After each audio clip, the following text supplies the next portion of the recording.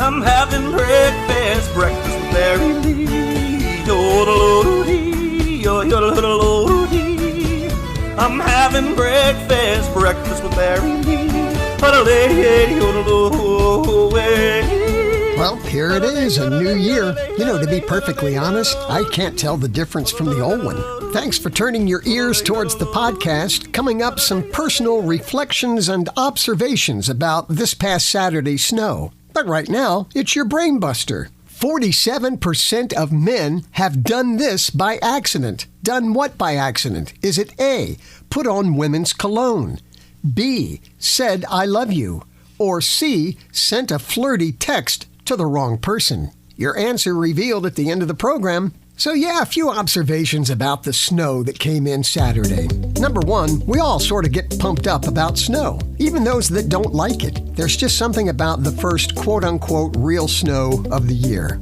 As far as the predictions in the forecast, everybody's talking about total accumulation. And as human beings, we tend to lean towards the more drastic forecast. Some predictions in the beginning said 2 to 3 inches. Others said 5 to 8. Some said 8 inches or more. And even though they sort of downgraded the accumulation totals, people still wanted to quote the higher predictions. And it's always those 3 words, well, I heard. And it's really funny that some folks who gripe because snow is on the way, some of those same folks are going to gripe if the storm fizzled out and didn't produce all the amounts that they were predicting. I mean, you can't make them happy.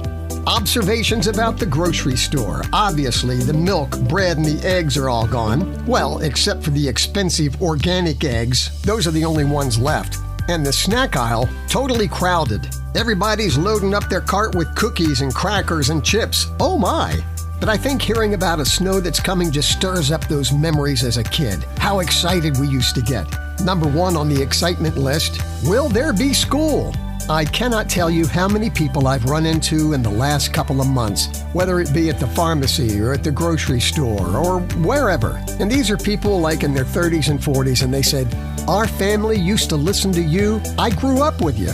You were the voice of my childhood.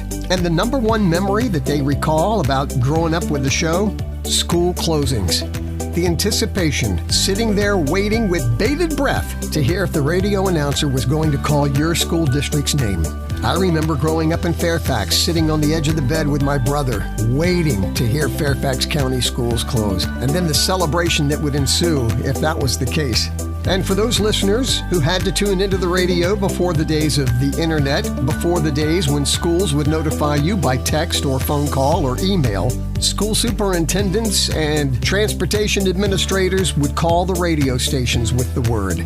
Snow days at the radio station were chaotic, but we thrived on it because we knew that you were waiting to hear what was going to happen with schools. Whether it was a 1-hour, 2-hour delay, closed, we took it very seriously. It was exhausting, and after the show, we'd all pile into somebody's car and travel down to what used to be Shoney's there on Berryville Avenue and pig out on that breakfast buffet and share stories of the morning. But for those listeners, before the days of the internet, it's their number 1 memory of the morning show.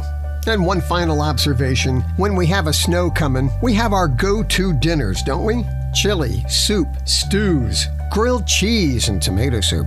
And for some folks, there's their go-to movies that they like to watch at home when there's bad weather. Now, I have to say, as somebody who loved winter, cold weather, the older I get, the less I tolerate it. But I still like it. I love the change of seasons. But the snow from this past Saturday, for me, was perfect. Not bitter cold, a little less than 2 inches at our place with an icy crust, which meant that I didn't have to get the snowblower out, and minimal shoveling. Got to see the beauty of it falling, settling in the trees and on the ground, and then Sunday's warmer temperatures, making everything passable. To me, it was the perfect scenario. And for those that were hoping for 8 inches to a foot, we still have a lot of winter left. Alrighty, the podcast planner, nationaldaycalendar.com. Monday the 8th is National Joy Germ Day.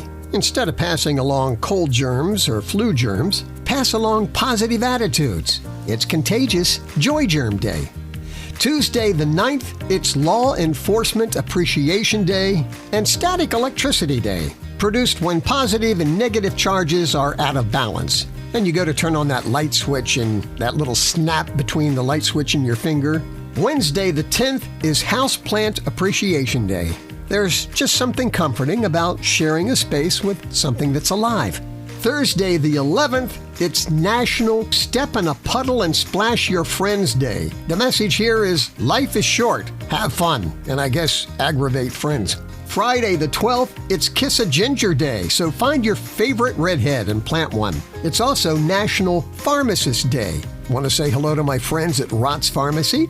Saturday the 13th, it's Rubber Ducky Day. It's Rubber Ducky's birthday, and the Rubber Ducky making its debut on Sesame Street in 1970. Rubber Ducky, you're the one. Sunday the 14th is Sunday Supper Day, encouraging families to gather around the table for a supper time together. And the more you schedule, the more it becomes a habit. Before I go to the Brain Buster, just want to say thank you so much to the Clark County Community Band for the $1,155 donation from their Christmas concerts in Berryville and Winchester to the Chain of Checks, and so grateful to my friends at Solenberger's Hardware, John, Patty, and those wonderful cashiers who encourage people to round up their purchases at the register during the month of December. The canisters, those roundups, and a corporate gift totaled $1,500. And all the coins and cash from the 14 canisters at Handy Mart stores totaled $776.18. We're almost done counting up all the donations that have come in during the campaign. We'll see if we reached our goal of $20,000 for 4 special grants. To see photo updates and the 4 organizations we're trying to help, log on, chainofchecks.com.